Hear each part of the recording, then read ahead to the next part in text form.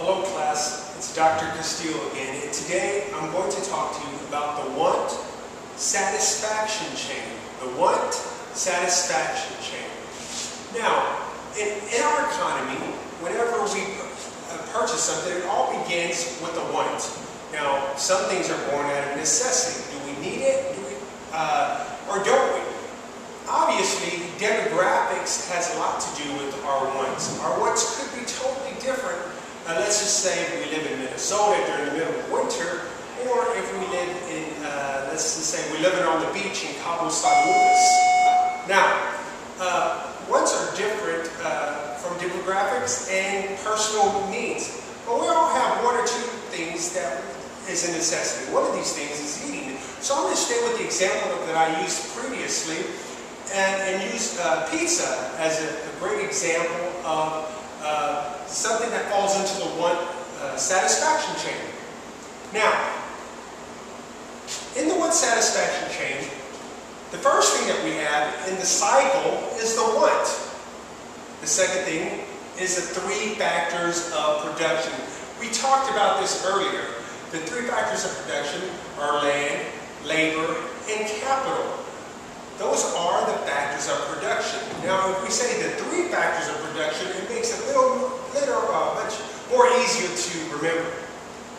Then we have the actual production, and then we have the goods and services that is produced, the distribution of the goods and services of what's produced, then your actual consumption, and then at the very last stage, of course, it's going to be the satisfaction stage. Now, if we put it all into a cycle and staying with my example of pizza, I invite some friends over and we're pretty hungry, so we make a phone call. That is our want. We call the pizza place and say, hey, we're hungry, we would like pizza. That is our want. We want to be fed. Okay, we're just craving Domino's or Papa John's. Okay, now when we look at the cycle, again we look at the three factors of production, and they come into play.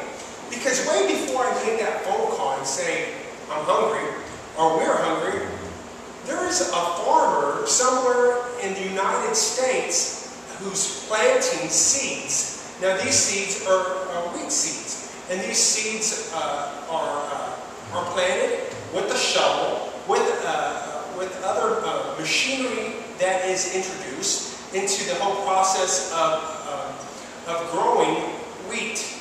Okay. Now we also need water, and we also need soil. Of course, the main thing is that we need land, and of course, capital would be the machinery that is used to produce. So that's the three factors of production. That's how that plays into this whole stage. Then we add the production stage. Now, what a company does is they get this wheat that is grown and they take it back to their company and they produce the wheat to make the pasta. Okay? Now, they have all this machinery. Again, the factory is on land, so they have land, they have the labor, and they have the capital to produce this. Now, we move to the goods and services. Now, the pasta is complete and it's ready to be shipped out and delivered. So, the goods and services is produced. Now, there's one thing I want to point out here is that we're looking at two things. From the wheat going to the factory and being produced to actually going to the pizza place. Now, we could be stuck here twice because goods and services is produced here, and then also when the pizza is made and it's ready to be delivered, it is also produced. So actually the goods and services speak twice in the cycle of the want satisfaction chain.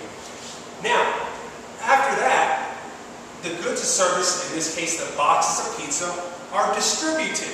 So the guy gets in his little car with the sign up top and he drives over to my house.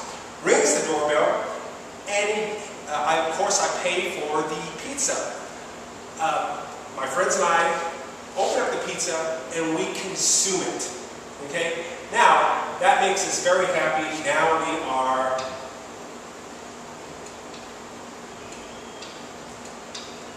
satisfied. And that concludes this lecture on the one satisfaction chain. If you have any questions, please feel free to holler back at me. Thanks a lot.